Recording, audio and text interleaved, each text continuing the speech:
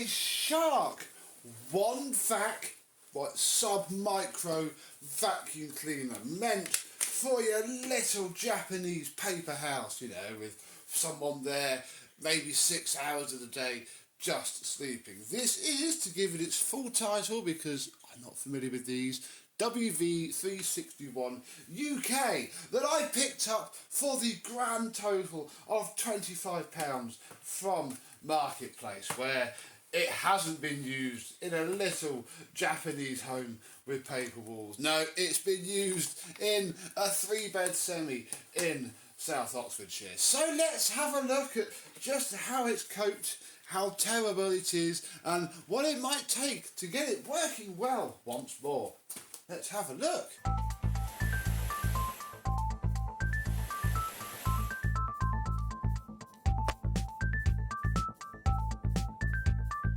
Yes, hello, my vacuum cleaner chums. How are you today? Yeah, still quite a modern and fancy vacuum cleaner. They're on for sale £170 at the time of filming this on Black Friday 2022. So it's still a fair old saving getting it for £25. And this is all it comes with. Let's start with this. And we have, if I just remove it, I've been using this the last couple of days, so it's still not as dirty as it was. I'll put pictures up when we get there. But we have our Shark branded cheap generic AC adapter from ID, 30 volts, 0.9 amps. Very nice indeed. And yeah, this has this plug on it here, which immediately goes into the dock on here. There is apparently a way to make it charge, like from plugging this in to here, but I haven't done that yet, partly because in there is absolutely disgusting and I don't want to get it filthy yet. So yeah, it's been in the back of the dock for now, and that's what these are. These are the contact pins. Where do they go? They go here, look, on the back of this parking dock, and the whole thing sits on there very nicely indeed. We have ourselves an tool. It's a crevice tool.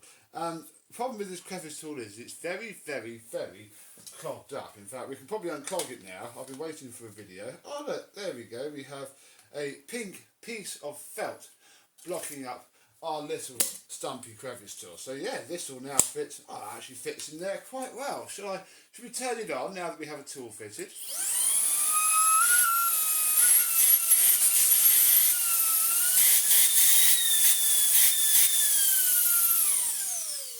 Now that's immediately more usable with this. I have tried to sort of use it as a little hand vac, and this is a rubbery bit, which makes it very difficult to sort of slide it around and get stuff nicely. With this, it's a lot more pointy and shooty.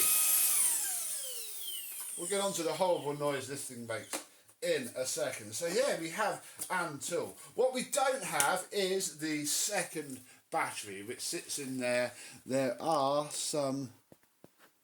there we go, look, there's some charging jacks down there, so I could just go onto eBay and buy this a second battery and get, well, there you go, look, it says here, look, 16 extra minutes of runtime, which will be asterisks in low mode with this tool. This barely lasts 10 minutes when you're cleaning the floor normally. So yeah, that is all that this comes with. We'll put our poverty spec blanking plug back on there. Yeah, underneath isn't too disgusting, although it has been sat in something like that. So yeah, so there is all of that. Let's now have a look at the machine itself, which is quite a nice-ish unit to hold. I mean, this looks very suggestive, but feels okay in your hand. This is where, if I remove it, the battery sits. We have one battery with it, just a little tiny 3000 milliamp 12 volt battery. That sits in here like so. Only goes in one way, like so. These here are the levers that pull a latch in there and enable stuff to be taken off, i.e. stuff clicks in. Well, it will come off if you force it too hard, but you're supposed to do that, and things pull out very nicely.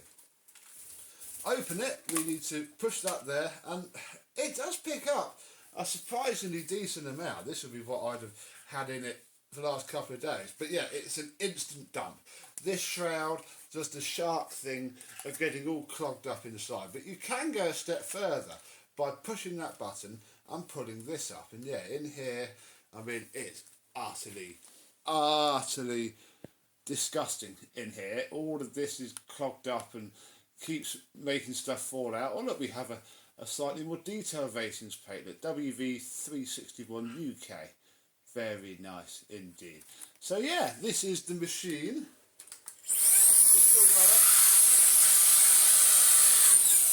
It's not got bad airflow for what it is either. Again, this is not even a quarter stick vac replacement. It's below that, and that's why these things, bless them, they're good for their target market, but obviously people buy them because they're cheap and on offer, and it ends up not being the right machine for the job. Oh, in here, this little tiny part of the cyclone pulls out, and yeah, you can see that the whole thing is just grubby, really. I don't think it's even really been abused.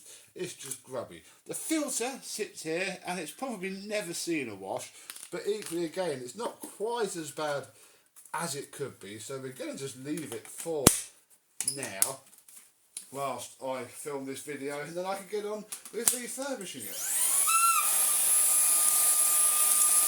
And if you notice, it's not making that noise. That noise is what this makes when you block it up. So just like the Shark Wandvac sounds like a train, this does too. Look out!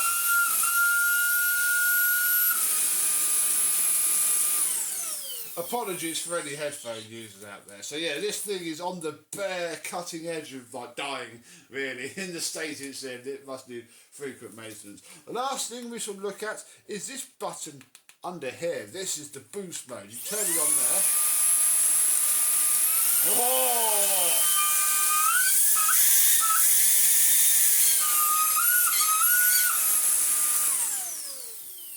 Boost mode seems to give it enough power to overcome whatever the dodgy seal is that is causing it mishap. So yeah, that is the part there. Then, oh, the little one, again, we got such tiny little air pass in here, just like, I mean, I think Shark got there first with this. Dyson had to follow along with the Dyson 12 Slim, whatever it is, which, I mean, will probably look in the same state after, I mean, probably not even a couple of years of use. Look, all of the plastic is just doing a shark and rubbing together and wearing out, and all the paint just doesn't cope. Oh dear, you wouldn't buy one of these as an investment, would you?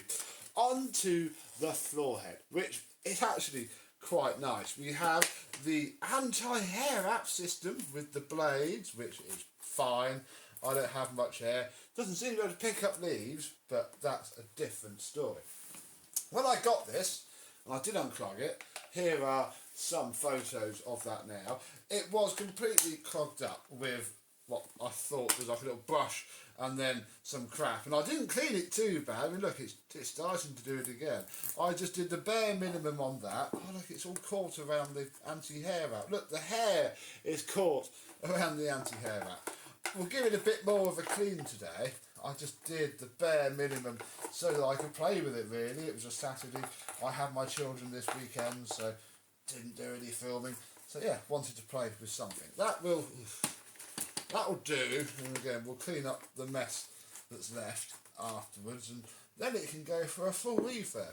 The other thing that's been really bothering me are these front wheels, which are again doing a shark, and they're not completely seized, but sadly they has been done for a while to have worn a flat spot in them.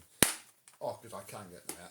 So very critical to make sure that your wheels do not do this, because yeah, it's not, I think, terrible now, but it's certainly not brilliant.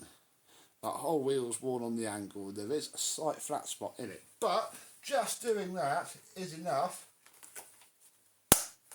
to have it moving once more. I think the angle bit's fine. The angle's supposed to be angled. It's just all this hair that isn't fine. So yeah, take the axles out, get rid of the hair, however we decide to do so. Seems that the axle, look, and then it all goes into the wheel like so, and then you end up having to pull it out. There we go. Axle seems to only go in one way as well. Very easy job. Almost as if you're supposed to do it once in a while. Let's see how clogged up this thing gets. Ooh. Greasy. How lovely. This is probably more dirt than it's designed to pick up in a week. So, you know, this may or may not go well. Let's click, click, click. I'm going to stay down here. I don't think we need the wand. We can click the machine straight to this and see how it picks up its own mess.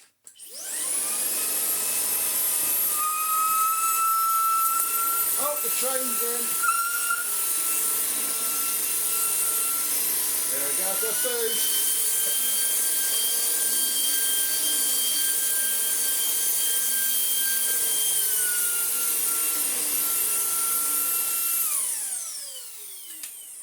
We can see how much it picked up, look. All of it. I mean, I can't fault it. Look, the shroud's done, where is it? On this, no! The shroud's done the shroud thing and blocked itself up. But yeah, it does try, bless it. I mean, it is surprisingly nice to use, just sort of as a brush. Let's take the bulk of this away and I'll show you what I mean.